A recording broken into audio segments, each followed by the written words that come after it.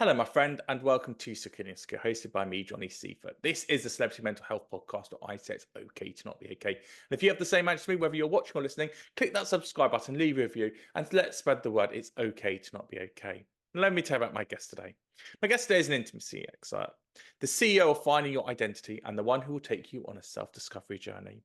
You'll know him as the Love Guru on Netflix's Too Hot to Handle, and during those fantastic workshops, he's there all the time, making sure that you're accepting who you are, not what everyone else is saying, not what the outside is saying or the inside is saying. And that's exactly what he does. And that is why he is our leader. He's one of our leaders of the world. You've got the 8 World Heritage Sites, and then you've got your 8 leaders. He is one of them. It's Brenden Durell. Welcome, Brenden. Johnny, thank you so much for that beautiful intro, man. I got to fill those shoes right now.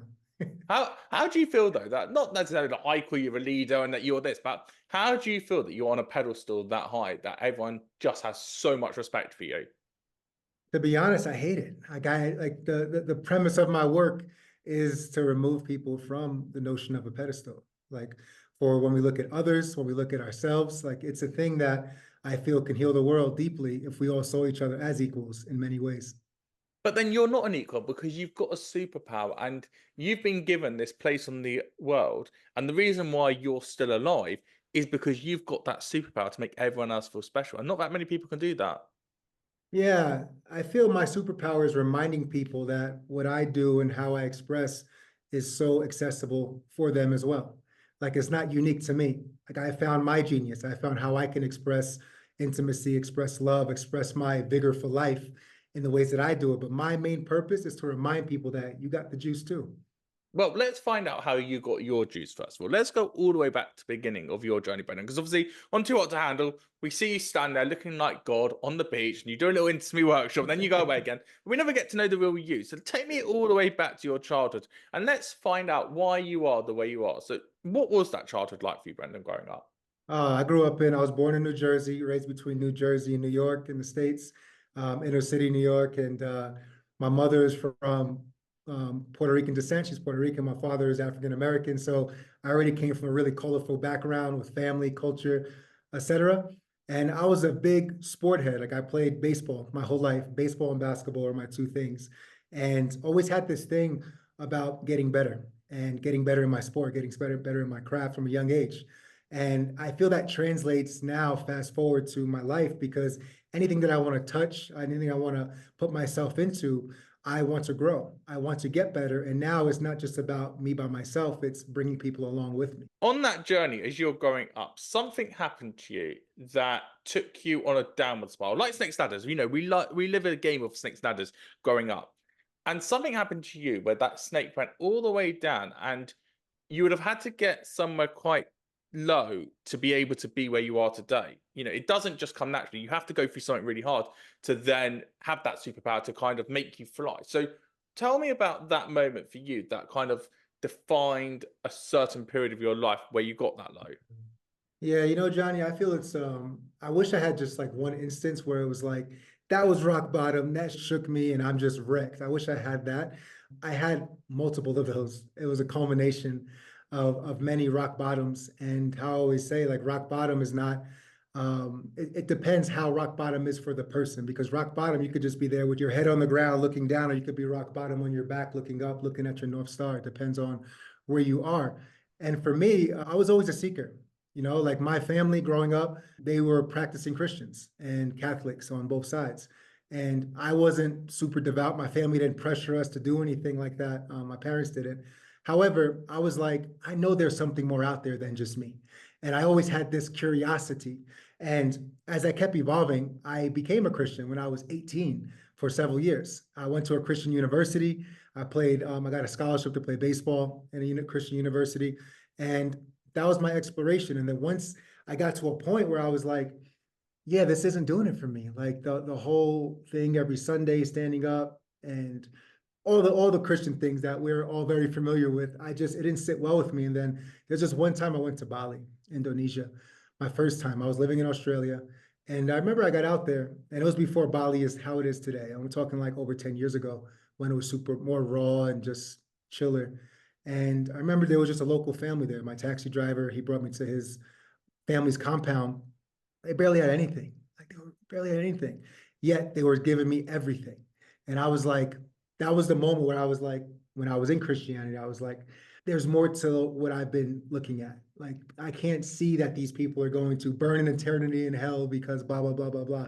So I got to this point where I was just like, nah, there's more to life. And I think and I feel that love is the driving force in this. The interesting thing about Christianity is it's a faith, it's a sense of community, it's a sense of a belonging, but it's also a sense of having a structure. And what we do now when it comes to meditation, breathwork, spirituality is just another version of faith. So what was it about Christianity as a faith, as a movement, that put you off that journey that you were being sent on? Yeah, for me specifically, it was more of the can't do's, the more of the no's, the more of the restrictions.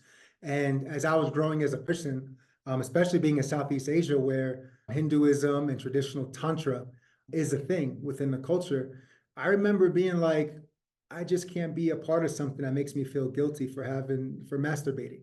I can't be a part of something that makes me feel like I'm gonna perish for eternity because I want to have pleasure within my life. So that was one of the things that I was struggling internal with. I was like, because nowadays I see love, intimacy, sexual expression as healthy if we go about it in specific ways. So that was one of the things I was like, yeah, I just want to express who I am more because on the inside, I feel this primality of who I am. I feel this vigor for life.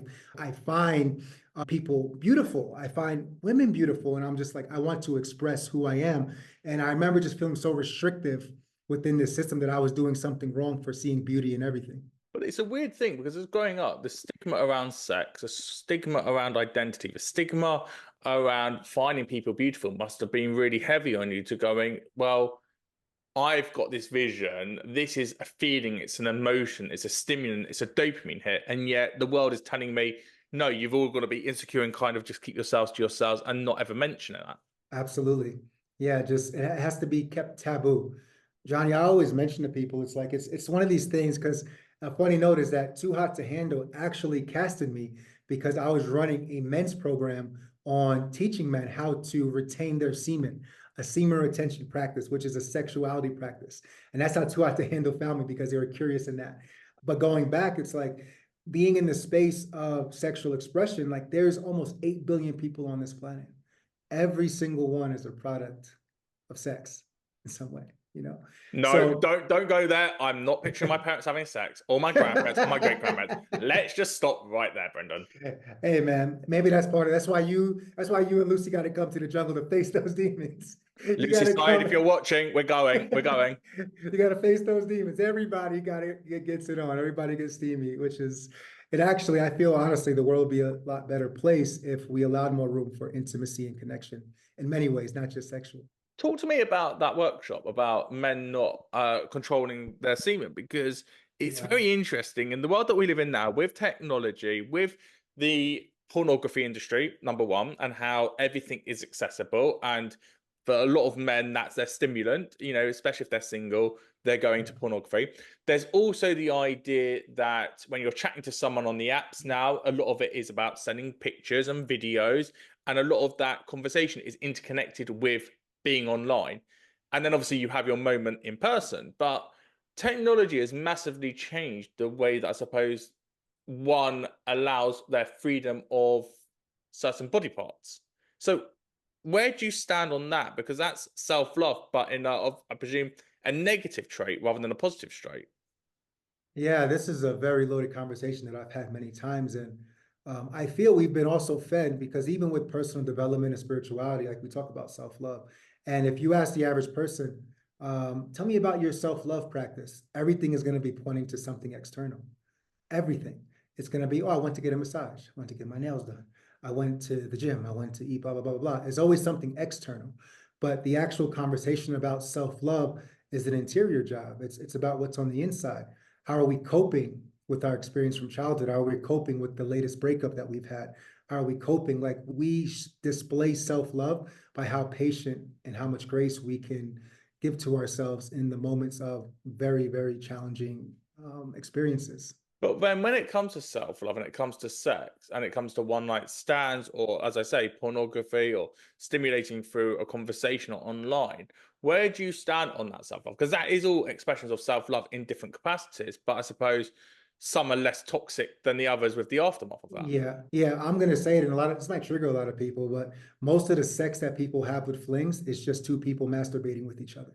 It's not actual real connection. You have It's to go not. so It's scientific on that. it's it's not actually like, because we're deep down, we all desire this deep, fiery, passionate like love and love making romance. But in the reality is, like, most people, it's like we're just using each other's bodies to masturbate so that we can get this dopamine hit, get this oxytocin hit, and then dip out. But that's not actual self-love. Like, self-love is actually being naked and vulnerable with the person you're connecting with.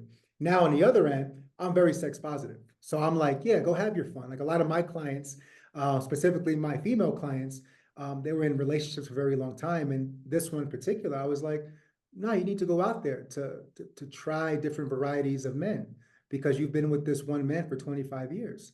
So you have to see what your new standard is, what your new desires are. So I'm all for going out there and exploring and tasting different flavors of ice cream for sure. However, when it becomes like a constant pattern of like, meet somebody, dopamine, and this is amazing, and the next thing you know, and all the ladies listening as well, then you're ghosted after that. Like, why? It's like this pattern that keeps happening. And for me, it's because you can have your fun, but then there has to be a point where you draw a line in the sand of like, okay, I desire intimacy, I desire love, I desire sex, I desire all these things that are healthy for me. However, I'm raising my standards on the quality of person that I'm going to experience this with. But then why would one not argue that the advice should be, if you need that dopamine hit, just do it yourself. You don't need another person. If you have that other person mentally, that's going to do a very different thing to the sexual experience of you. Yeah, because connection is everything. We're human beings, we're creatures, we're part of nature, we're not separate from it. We desire to be with somebody, companionship. Like, we all desire that deep down.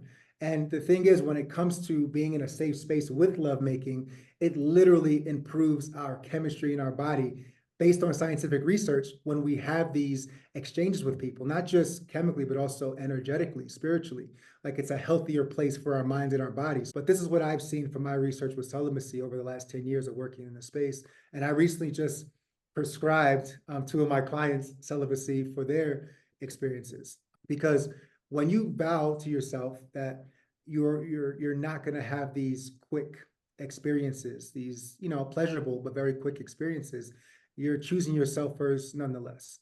And there's a different energy that comes in, because let's say you're still dating, but then you get on that date and you're like, oh, okay, the vibe's there, everything feels good. Like, even physically, you're like, yeah, this could be something. But then you're honest with them, saying like, yeah, I'm actually in celibacy for 3 months right now. And even with that right there, that's going to filter out so many jerks, so many people who aren't patient to be able to see you. Because the thing is, you're going to be able to see if somebody wants to be with you, like the real you, or they're just looking for, sex. So I always say celibacy is a spiritual experience that everybody should experience at least once, even if it's for 3 months, 6 months. One of my clients is doing it for 2 months, 2 years now. He's on it for 2 years. He's a dude. And he used to have sex all the time, all the time, all the time. And now he's still dating, and he's in a beautiful relationship, and he's still celibate, because they're connecting in a different way. And so I do recommend celibacy, because you'll notice too, and I've seen this with men and women, once you vow that I'm going to just be with myself and not give myself away for 3 months, things change, because now your intention when you go on a date is not just going to be, let's have a few drinks and let's have sex. Like, you're going to actually desire to connect with this person, and then see if this person is going to connect with you. And if they're not, next person. When it comes to masturbation, and let's say in that specific program that Suhata Handle was curious and casting me for, my semen retention experience for men, teaching them how to withstand from sex, but also we still masturbated. It's called edging, but you just don't ejaculate.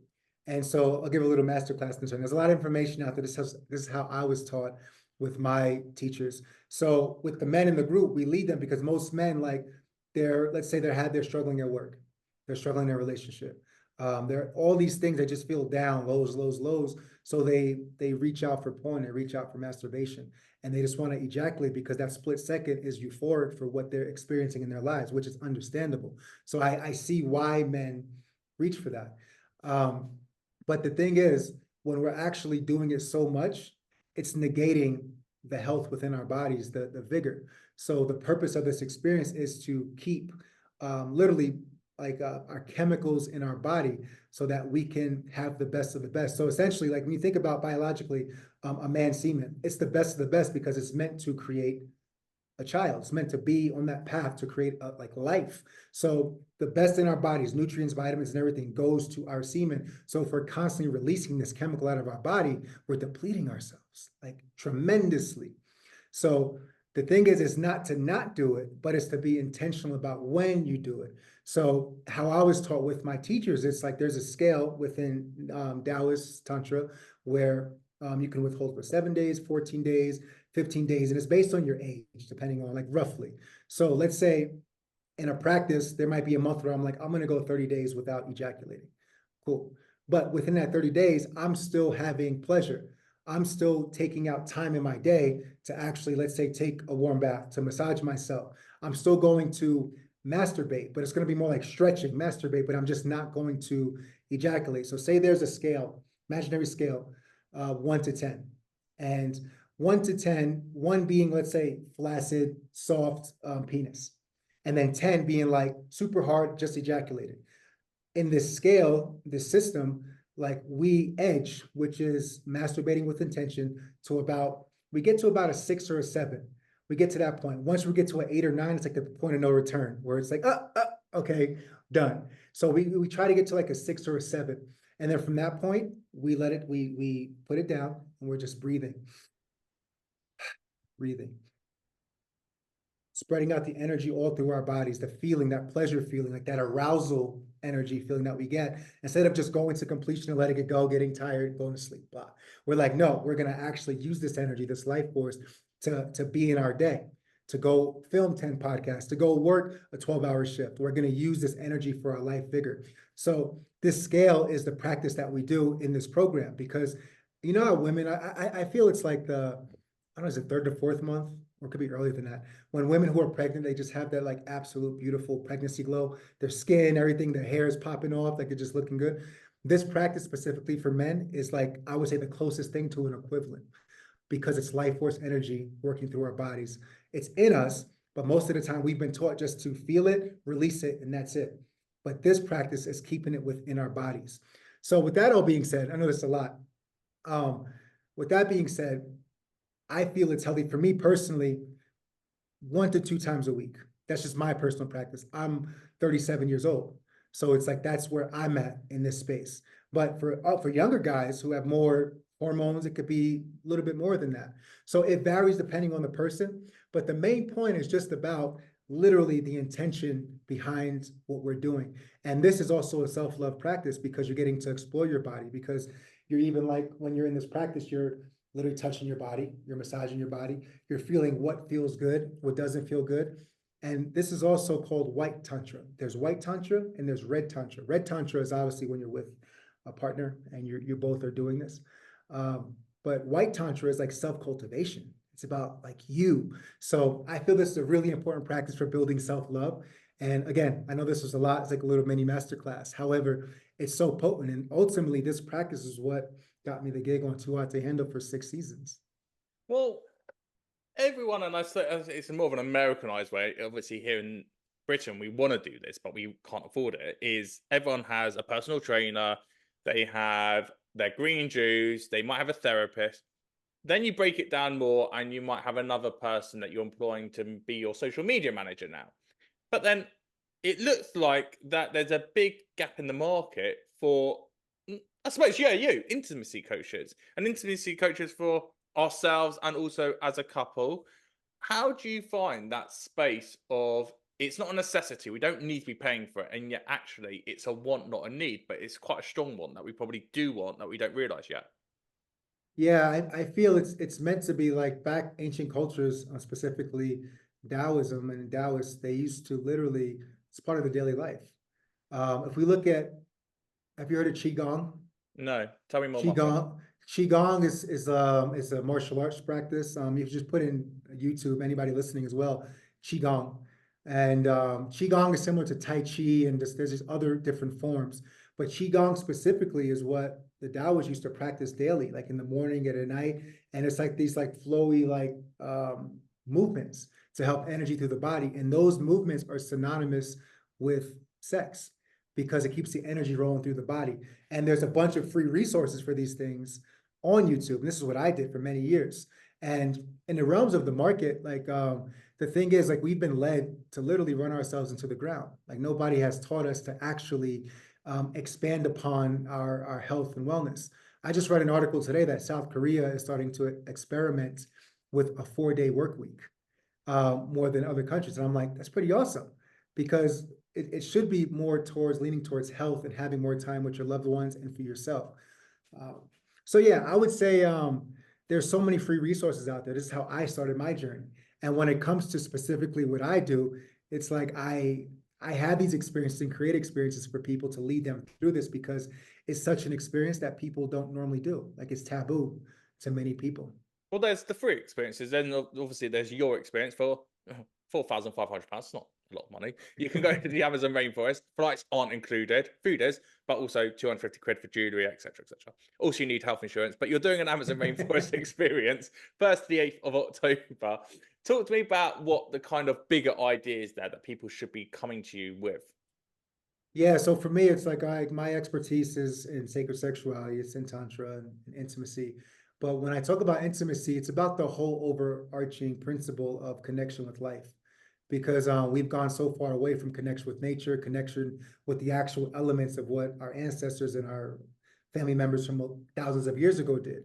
And for me, I feel this is the biggest intimacy plague happening now, is that we don't have a connection with how our ancestors did. And that's also, if we don't have a connection with nature, damn sure we're not going to have a fulfilling connection with another person in front of us. Like, yeah, we can get by, but the actual depths of what nature has for us, we're not going to experience that. So intimacy with life itself, intimacy, like when we're at rock bottom, when you feel chaos is looming, when you feel you're in the dark space, it's like, yeah, it sucks, but what are you learning from this? Like, what can you pull from this? Even when you're in the dark space, what are you going to learn from this experience? To me, this is what intimacy truly is. Are we going to fold and just roll over and just give up? Hell no, we're not. What's this dark space teaching me? So that's what I feel this is about. And obviously, those who will know you, they've seen your workshops, and it will be elements of that. But let's look at Too Hot to Handle on those workshops you do, because I watch Too Hot to Handle for the workshops. I don't watch it for the cast mates and the gossip. I actually like the workshops personally. Thinking of all the series you've been on, who stood out for you of those workshops, of the contestants there, and why? There's many. Just from this last season, because it's fresher. Definitely Joelle, definitely Gianna, Lucy. I feel that they were really just they were open. And this is what I love about the show as well, because when people, and of course there's a big edit always, but people see them and just want to judge them for just being these kind of gorgeous people who just want to have sex and get drunk. And it's like, no, there's so much sustenance in their hearts. And one of my favorite moments from past season was we were waiting for like planes to pass by because the audio was doing my workshop, and then the boats were coming by. So we were just chilling, having a water break. And I remember I was sitting on the platform looking out to the ocean, and Joelle was right next to me. Lucy was there, and Gianna were there. And Joelle just started crying while he was looking at the ocean. He was just there talking. And I'm sharing this because he's like, we've spoken about it. He's okay with me sharing it in private and publicly. He was just sitting there just crying from gratitude and crying from the experience and crying from how the workshop is allowing him to literally think how amazing his mom is, to amazing how like and also even the things that he's done in the past, you know? So I looked at it and I was just like, bro, this is what this is about, you know? We don't got to talk about nothing. We ain't got to talk about why you're crying. It's just like, you're crying in this way, looking at the beach. Look how beautiful your life is. So I feel like there's so much that's not shown from the actual workshops. Because in real life, like when my actual retreats and workshops, people are laughing so much and joking, but there's also a lot of sobbing. And same thing with these workshops. Like they take about 2 hours, but the edit's only like what, like 6 minutes, 7 minutes. So I feel those three for sure. And then in previous seasons, season 3, Nathan, he was actually really cool to work with. We had a one-on-one experience. And what I love the experience with him is that you actually, the production actually gave me one-on-one time with him off camera for several hours. So I actually led him through breath work, somatic healing, a little bit of meditation. I served him some of my famous cacao from the Amazon rainforest. And you could actually tell when we're having that one-on-one experience, his energy is just different. Like he looks different. So yeah, there was many, but I love how open all the contestants are when they come on. I think that's the most important thing, and I think the final question to wrap this up and to go full circle is the fact that what we were speaking about earlier on when it came to faith is not the faith that external, it's the faith inside you. And I think when we have those conversations about men's mental health, especially in the way that men are vulnerable, and we've had a lot of vulnerability with you and I together, hopefully, and I hope you found this a Absolutely. really trusting experience, is that we can have those moments. And you're right, there's nothing better than sitting on a beach looking out and having that cry. How important is it for you, Brenden, to see a man cry and that feeling that it does to you and to them? Because I think tears are so important, and yet we're still, as men, quite guarded to be the alpha male and not show that emotion. It's so important, and it's vulnerability. I feel because like we all desire a level of honesty just from life. We want life to be honest with us, men, women, experiences. And when I feel and I see somebody who's not afraid to literally display emotions in front of other people, not for a show or a spectacle, but just because they're like, fuck it, I love myself enough that I'm going to express right now because I don't feel well and I'm just going to let it out. So for me, it builds a deeper bond, a deeper sense of trust with this person. And of course, like everything has its moments because even me as a leader, like I would say 2, 3 times a month, I'm sobbing somewhere. I'll pull up YouTube to a sad video so I can like pop the balloon so I could just cry myself because I know that it's actually healthy. And there's times that I get to do this. My last retreat here in Ecuador in June, even before we started, I had so much gratitude for all the 10 women that came to my experience. And I was just looking at all the pieces that happened, and I just started crying even before the introduction. I was just like, I can't believe like these people had my back. You had my back. You believed in me enough to fly from Utah to come down here to freaking Ecuador. So I had this moment of just like vulnerability and crying. And I realized that that's what leadership is. Like I'm a human, full-fledged human. I have all the emotions, and I'm going to allow people to get a peek into that I'm human too. And this also ties back into the pedestal thing. Like when it comes to people being in dark places and tough places, I have them too, regularly. That's why, like when it comes to pedestals, it's like, I mean, it might look like I'm on like a light stage at one time, but there's other times when I'm just in a fetal position crying.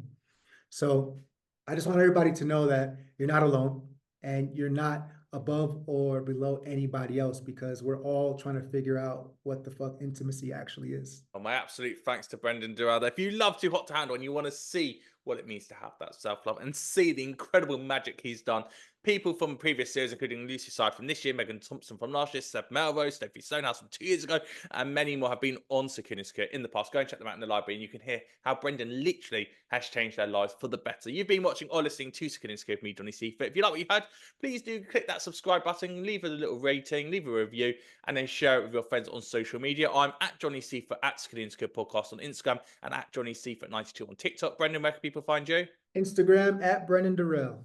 Amazing. Go and check us both out. Let's keep spreading the word. It's okay to not be okay. I'm Johnny Seifert. Thanks so much for watching or listening. Until next time, thank you and goodbye.